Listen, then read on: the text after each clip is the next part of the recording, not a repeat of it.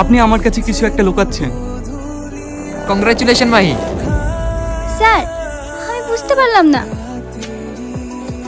তোমার প্রমোশন হয়েছে। এই নাও, বীরপুরে তোমার পোস্টিং। এক্ষুনি বেরিয়ে যাও, 5টায় তোমার duty time. Thank you sir, thank you.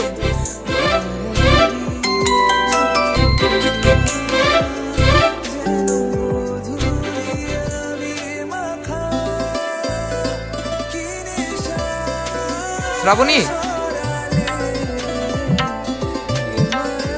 Yes sir. আজ থেকে মাহির জায়গায় তুমি কাজ করবে। ঠিক আছে স্যার। শাহিনের কাল বাদ পরশুদিন ফাঁসি।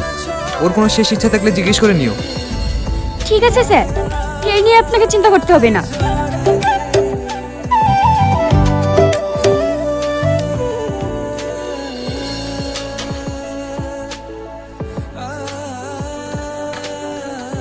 তুমি তো সবই জানো। কাল বাদ পরশুদিন তোমার ফাঁসি। তোমার কোনো শেষ ইচ্ছা থাকলে বলতে পারো।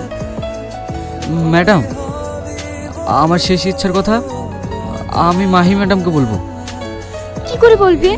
উনি তো আর এখানে নেই। ওনার আজকে প্রমোশন হয়েছে, উনি বীরপুরে চলে গেছে। তাহলে যে আমাকে যা বলার আমাকে বলো, ওনার জায়গায় আমি আছি। ম্যাডাম, তাহলে আপনি যান, আমি আর কিছুই বলবো না। না না, এই বললে তো হয় না। তুমি বলো, তোমার শেষ ইচ্ছাটা কি? ম্যাডাম, আমার শেষ ইচ্ছা আপনি পূরণ করতে পারবেন না। কেন? তুমি বলোই না, তারপরে আমি দেখছি। আমি একটা কুমারী মেয়েকে বিয়ে করতে চাই। পারবেন আমার এই ইচ্ছাটা পূরণ করতে? তুমি কি বলছো? পরশুদিন তোমার ফাঁসি, এই সময় তোমাকে কে বিয়ে করবে?